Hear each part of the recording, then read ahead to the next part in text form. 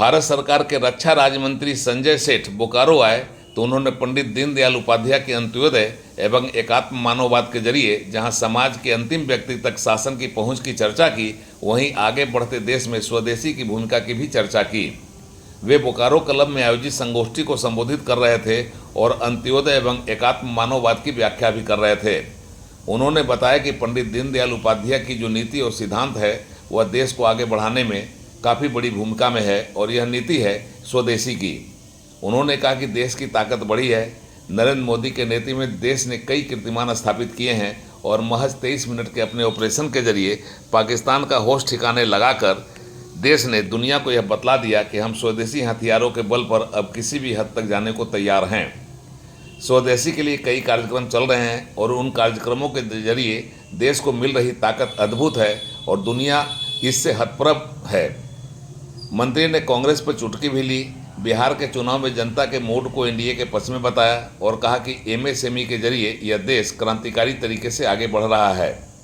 जब बात जीएसटी की आई और उसकी कटौती की तो इसकी क्रेडिट को लेने में भी मंत्री पीछे नहीं हटे। उन्होंने कहा कि जीएसटी की कटौती से देश में क्रांतिकारी परिवर्तन का संकेत मिलने लगा है। देश की 140 करोड़ जनता इस बार दुर्गा उत्सव के साथ साथ बजट उत्सव भी मना रही है।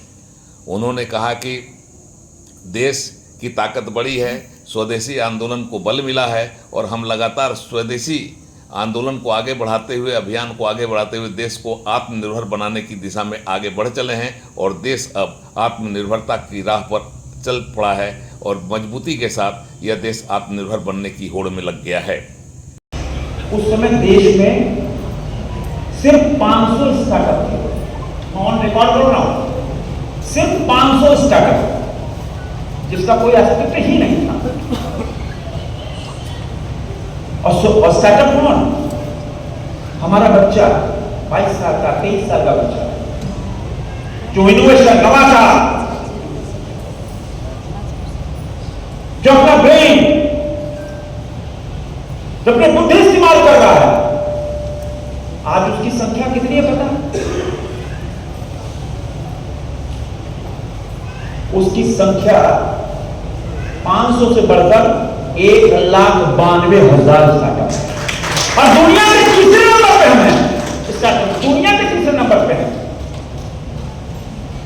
और स्वदेशी का भाव क्या जगह?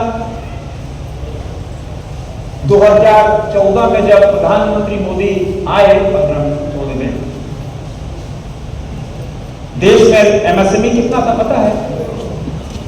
ये आंकड़े हैं, ये आंकड़े आप सबके लिए काम आए।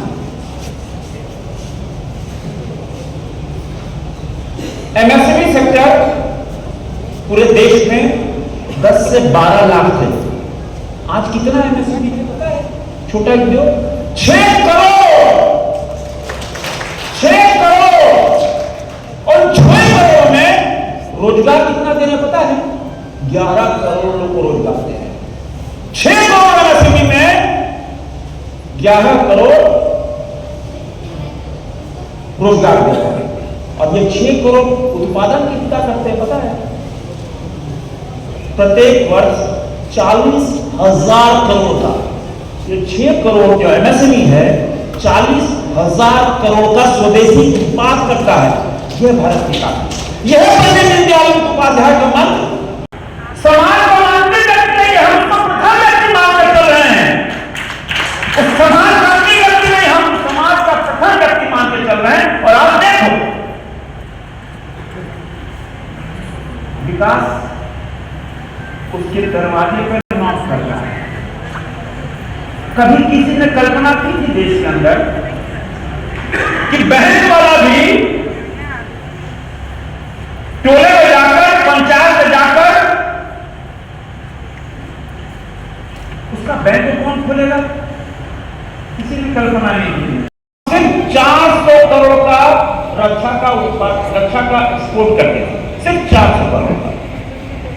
इन 10 सालों के बाद क्या हुआ पता है? तो बताएगा कितना हम एक्सपोर्ट करते हैं। इस वर्ष जो बीत गया 400 करोड़ से 23,622 करोड़ का एक्सपोर्ट हुआ है। 23,622 करोड़।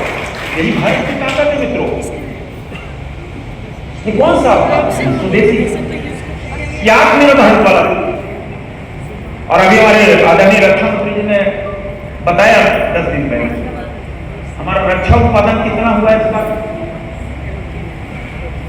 1,51,000 करोड़। कितना 1,51,000 ये रक्षा उत्पादन।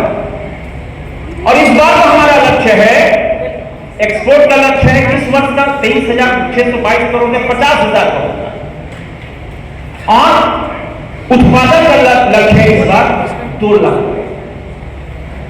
वो भी पूरा क्योंकि देश आत्मनिर्भर के भाव से देश स्वदेशी के भाव से खड़ा है।